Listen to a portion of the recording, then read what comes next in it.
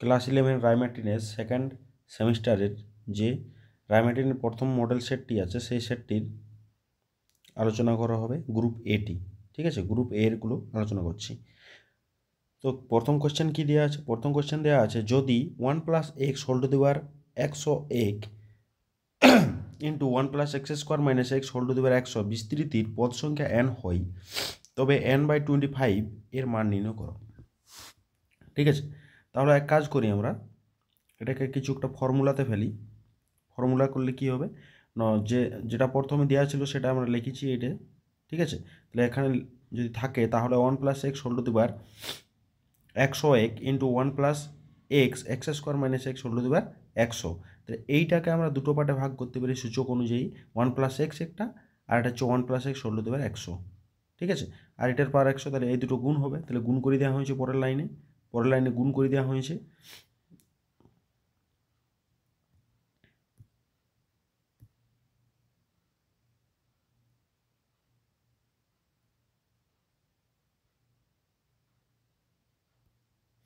ঠিক আছে, পরের লাইনে গুণ করে দেওয়া হয়েছে, তাহলে পাওয়ারটা 100 হয়েছে। তো কাটাকাটি করলে 1 + x whole to the power 100 হয়ে যায়। ঠিক আছে, তাহলে আমরা যদি এই টার্মটা দেখি, এই টার্মটার জন্য আমরা কি দেখছি, 1 + x whole to the power 1 + x³ whole to the power 100 এর পদ সংখ্যা হয় কত না, তার সঙ্গে একটা 1 যোগ করতে হয়। ঠিক আছে, উপরে যত পাওয়ার থাকবে তার সঙ্গে 1 যোগ, অর্থাৎ কত হয়ে গেল না 101। এবং আমাদের এইখানে x³ আছে, এখানে x আছে, দুটো আলাদা, তার জন্য কি হবে না, এখানে টোটাল পদ সংখ্যা কত 2 আছে, তার জন্য এর সঙ্গে 2 গুণ করে দেবো আমরা টোটাল, যেহেতু এটা গুণ ছিল, টোটাল হচ্ছে 2 গুণ করে দেওয়া হয়েছে, 202 হয়ে যায়। তাহলে টোটাল পদ সংখ্যা, এর পদ সংখ্যা হচ্ছে টোটাল পদ সংখ্যা কত 202, অর্থাৎ n সমান 202। তাহলে n এর মান হচ্ছে, এইটা হচ্ছে n, এটা হচ্ছে n, এটা হচ্ছে 202। তাহলে n/25 মানে হচ্ছে 202/25 মানে হচ্ছে 8.08, এইটা হয়ে যাবে অ্যান্সার। ঠিক আছে, এর পরের কোশ্চেনটা কি আছে, অথবা আছে, এর একটি অথবা দিয়েছে। কি দেওয়া আছে ন, x³/2 - 2/x³ whole to the পাওয়ার 9 এর বিস্তৃতিতে শেষ দিক থেকে চতুর্থ পদ নির্ণয় করতে হবে। শেষ দিক থেকে, ঠিক আছে, শেষ দিক থেকে চতুর্থ পদ t3+1, মানে প্রথম দিক থেকে যদি করা হয়, প্রথম দিক থেকে যদি করি, তাহলে আমাদের টি চতুর্থ পদ, মানে আমরা এটা লিখতে পারি t3+1। ঠিক আছে, এটা করা হয়, তাহলে আমাদের এইটা ফর্মুলাটা আমরা আর দিয়ে যদি করি, t(r+1) সমান হচ্ছে NCR। ঠিক আছে, এখানে x/2 whole to the power r হবে whole to the power n-r into -2/x³ whole to the power r. ঠিক আছে, এখন এটি প্রথম দিক থেকে ছিল, শেষ দিক থেকে হওয়া মানে এই দুটো চেঞ্জ হবে, এইটা এখানে আসবে এবং এই আরটি উপরে চলে যাবে। ঠিক আছে, এখানে ওইটাই করা হয়েছে। তাহলে t3+1 9, মানে টোটাল পাওয়ার ছিল 9, n এর মান 9 c 9 - 3 x³/2 whole to the পাওয়ার 3। ঠিক আছে, -2/x³ হোল টু দি পাওয়ার 9 - 3, এটাকে যদি ক্যালকুলেশন করে দেওয়া হয়, তাহলে ক্যালকুলেশন করে আমাদের পাওয়া যাচ্ছে এইটাই। ঠিক আছে, এই ক্যালকুলেশন করলে আমাদের এইটি পাওয়া যাবে 6.72 নয় 672 ইন্টু 672 ইন্টু x⁻⁹ x⁻⁹। ঠিক আছে, এইটাই হয়ে যাবে অ্যান্সার। এর পরের অঙ্ক, এটা রিপিট চলে এসেছে। ঠিক আছে, এর পরেরটা দেখছি কি দিয়ে আছে, 2 নম্বরেরটি, কোনো সমান্তরাল প্রগতির সপ্তম পদের 7 গুণ ওই প্রগতির একাদশতম পদের 11 গুণের সমান হলে প্রগতিটির প্রথম 35টি পদের সমষ্টি নির্ণয় করো। খুবই ইম্পর্টেন্ট কোশ্চেন। কী হয়েছে, প্রথম পদ হচ্ছে এ আমরা ধরে নিই, এবং সাধারণ অনুপাত হচ্ছে ডি। তাহলে সপ্তম পদটা t7, আমরা কী জানি, a+n-1 ইন্টু ডি, আমরা কী জানি tn সমান প্রাথমিক পদ ইন্টু n-1 ইন্টু ডি, এইটা করা হয়। ঠিক আছে, এইটা করা হয়, তাহলে t7 সমান a+n-1 into 7 - 1 into D, a+60। একাদশতম পদ হচ্ছে t11, a+11 - 1 into D, a+10d। ঠিক আছে, তাহলে শর্তানুযায়ী কী হবে, প্রথম সপ্তম পদে 7 গুণ, তাহলে সপ্তম পদে 7 গুণ সেটা কি হবে, সপ্তম পদে 7 গুণ সেটা হচ্ছে একাদশ পদের 11 গুণ, তাহলে একাদশতম পদটার 11 গুণ, তাহলে 11 গুণ করে দেওয়া হয়েছে।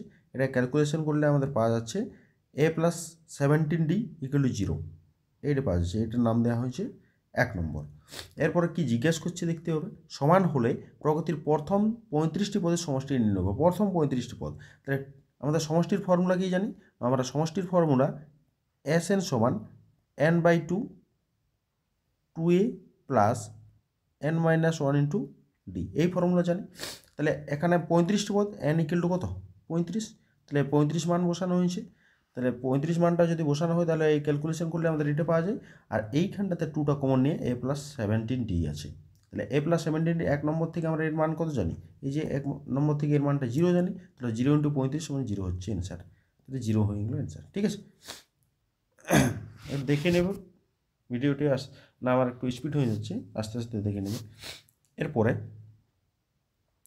2 নম্বর দাগের অঙ্কটি, একটি গতিশীল বিন্দুর এক অক্ষ থেকে, একটা গতিশীল বিন্দু আছে তার এক অক্ষ থেকে দূরত্ব 2,3 বিন্দু থেকে দূরত্বের সমান। একটি গতিশীল বিন্দুর এক অক্ষ থেকে দূরত্ব এবং 2,3 বিন্দু থেকে দূরত্ব সমান, গতিশীল বিন্দুটি সঞ্চারপথের সমীকরণ নির্ণয় করো। তাহলে গতিশীল বিন্দুটা হচ্ছে এই যে পি, একটা গতিশীল বিন্দু হচ্ছে হলো পি, এইচ কমা কে বিন্দুটি হচ্ছে, এবং এইচ কমা কে বিন্দু থেকে এক অক্ষের দূরত্ব হচ্ছে কী হবে, এক অক্ষের দূরত্ব কী হবে, এবং 2,3 বিন্দু থেকে দূরত্ব কত হবে, এদের মধ্যে দূরত্ব 2,3 বিন্দু থেকে, যে কোনো দুটি বিন্দুর দূরত্ব 2,3 থেকে, অর্থাৎ 2,3 আমরা ধরছি এখানে 2,3, ঠিক আছে। এর মধ্যে দূরত্ব কত হবে, এর মধ্যে দূরত্ব আমরা তো জানি কি √অফ h - 2 তার হোল স্কোয়ার প্লাস k - 3 তার হোল স্কোয়ার, ঠিক আছে।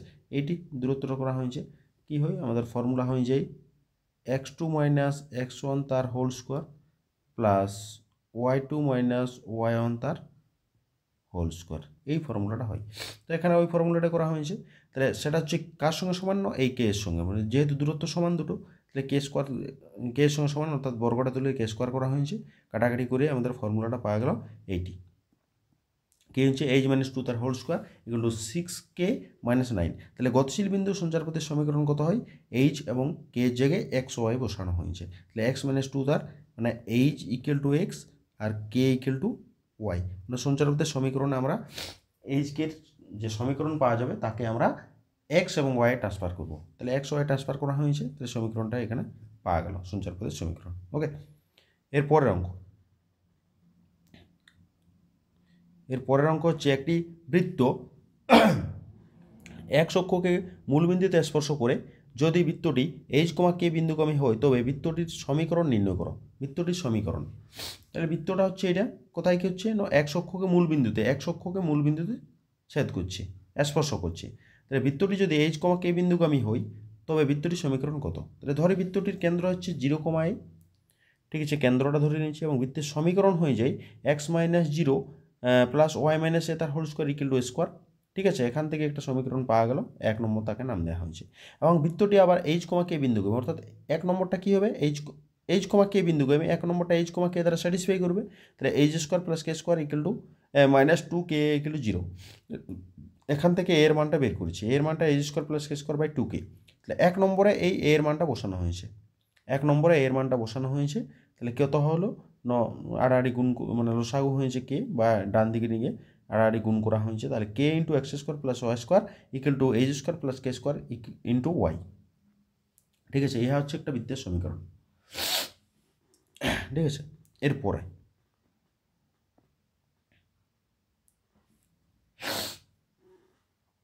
অথবা কি হচ্ছে y square equal to 12x অধিবৃত্তের শীর্ষ এবং নাভিলম্বের প্রান্তবিন্দুদ্বয় দ্বারা উৎপন্ন ত্রিভুজের ক্ষেত্রফল কত। Y square equal to 12x, y square equal to 12x অধিবৃত্তের শীর্ষ, y square equal to 12x অধিবৃত্তের শীর্ষ এবং নাভিলম্বের প্রান্তবিন্দুদ্বয় দ্বারা উৎপন্ন ত্রিভুজের ক্ষেত্রফল কত। তাহলে Y square equal to 12x, তাহলে Y square equal two 4 × 3x, মানে আমরা ফর্মুলাটা সাজাচ্ছি y square equal to 4ax, এই ফর্মুলাতে সাজানো হয়েছে, ঠিক আছে। তাহলে কী হচ্ছে এখানে a সমান 3, a সমান হচ্ছে 3, তাহলে শীর্ষবিন্দু 0, 0 দিয়ে যাচ্ছে, ছবিটা আমাদের এরকম দেখতে, না হলে প্রান্তবিন্দুতে আমাদের সবসময় কত ফর্মুলাটা? এই যে প্রান্ত বিন্দু দিলাম এ, নাভিলম্বের প্রান্ত মানে এল এর স্থান এ কমা টু এ করলে টু ইন্টু থ্রি মানে 6 হয়, আর এল রেস্ট a comma minus two a, তাহলে এর জায়গায় 3 বসালে -6, ঠিক আছে। এল এবং এল রেস্ট বিন্দুগুলো পাওয়া গেল। তাহলে এখন আমাদের দেখছি এল ও এল রেস্টের ক্ষেত্রফল, তাহলে এইটার ক্ষেত্রফল কত হয় না 1/2 ইন্টু ভূমি হচ্ছে কত, ভূমি এখান থেকে এইটা এই অংশটা এ বটে অর্থাৎ 3 ইন্টু উচ্চতা কত হবে, এটা হচ্ছে 6, ঠিক আছে, 6 হয়ে গেছে। তার জন্য একটা 2 গুণ করা হয়েছে, উপরেরটার ক্ষেত্রফল নিচের ক্ষেত্রফল সেম, তার জন্য 2 গুণ করা হয়েছে। তাহলে কত হয়েছে 318 বর্গ সেন্টিমিটার, 18 বর্গ একক, ঠিক আছে। তাহলে অধিবৃত্তটার ক্ষেত্রফল যে ত্রিভুজ নাভিলম্ব দ্বারা গঠিত, নাভিলম্ব প্রান্তবিন্দু দ্বারা গঠিত ত্রিভুজের ক্ষেত্রফলটা পাওয়া গেল, ঠিক আছে। এরপরে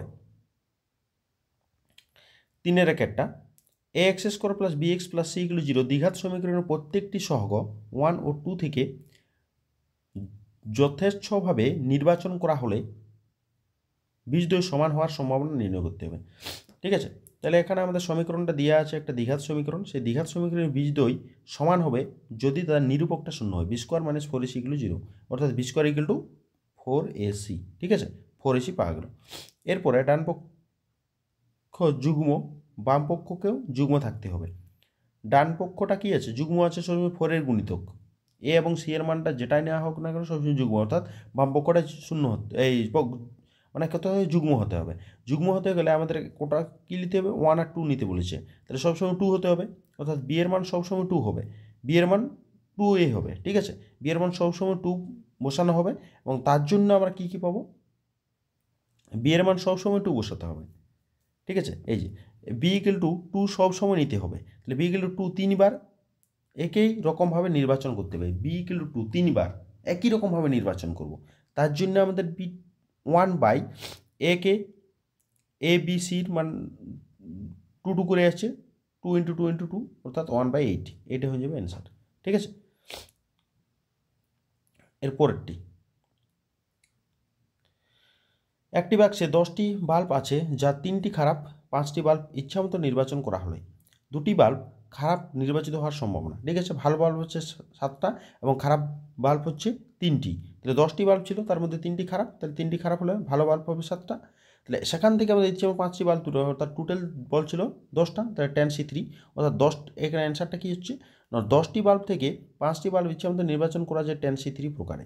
5টি নির্বাচিত বাল্বগুলির মধ্যে 2টি বাল্ব খারাপ হওয়ার সম্ভাবনা ঠিক দুটাই হবে, তার বেশিও নয়। তাহলে খারাপ বল হচ্ছে আমাদের 3টি, তাহলে 3c2 আমাদের টোটাল 5টা তুলতে হবে, তাহলে ভালো থেকে 3টা তুলতে হবে 7c3/10c5, তাহলে এখান থেকে এরকম করে 5 মানে এটা ক্যান্সেল করা হচ্ছে, মানে আমাদের ফর্মুলার যে কম্বিনেশনের ফর্মুলা কাজে লাগানো হয়েছে এবং তার সাপেক্ষে আমরা অ্যান্সারটা পাওয়া যাবে 5/12, ঠিক আছে, অ্যান্সারটা হয়ে গেল। এটার থেকে এই লাইনটা আসার জন্য একটু ক্যালকুলেশন করে নেবে কীভাবে করতে হচ্ছে, ঠিক আছে। এরপরে দুটি ছক্কার প্রতিটিতে 6টি তোলের সংখ্যাগুলি হলো 1 2 3 4 7 10। ছক্কা দুটিতে একত্রে চালালে যোগফল 8 বা 8-এর কম পাওয়ার সম্ভাবনা কত, 8/8-এর কম পাওয়ার সম্ভাবনা, ঠিক আছে। দুটি ছক্কা ছোড়া হলে নমুনা দেশে মোট নমুনাবিন্দুর সংখ্যা কত 36, ঠিক আছে, 8/8-এর কম, ঠিক আছে। তাহলে কত হবে, যোগফল 8/8-এর কম হবে, তার সংখ্যা 18টি হবে। কারণটা কি হচ্ছে, একের সঙ্গে কোন সংখ্যা যোগ করলে 8 থেকে কম হবে, ঠিক আছে। তাহলে একের থেকে একের সঙ্গে 1 2 3 4 5 রকমভাবে একটা গেল, 2-এর সঙ্গে একই রকম, 2-এর সঙ্গে 4 রকমভাবে হবে, 3-এর সঙ্গে 4 রকমভাবে, 4-এর সঙ্গে 4 রকমভাবে, 7-এর সঙ্গে একরকম, 10-এর সঙ্গে কোনো যোগ করাই যাবে না। সুতরাং এই দিকের এই সাইডের সংখ্যাগুলো যোগ করতে হচ্ছে, ঠিক আছে। এই সাইডের সংখ্যাগুলো যোগ করলে আমাদের 18 পাওয়া যাচ্ছে, তাহলে 18, আর 2-টের নমুনাবিন্দুর সংখ্যা হচ্ছে মোট নমুনাবিন্দুর সংখ্যা 36, তাহলে 1/2, ঠিক আছে। এটা গেল, এত ধরেই ছিল আমাদের গ্রুপ এর কোশ্চেনগুলো, অর্থাৎ মার্ক 2-এর কোশ্চেনগুলো ছিল এগুলো, ঠিক আছে। এরপরে আমরা পরের যে গ্রুপটিতে আছে গ্রুপ বিতে, সেটা হচ্ছে 3 এবং 4 নম্বরের কোশ্চেন আছে, সেইগুলো আলোচনা করা হবে, ঠিক আছে। এই পর্যন্ত থাকলো রায় ম্যাটেরিয়ালের প্রথম মডেল সেটটি, নেক্সট ভিডিওতে গ্রুপ বিটা দেওয়া হবে।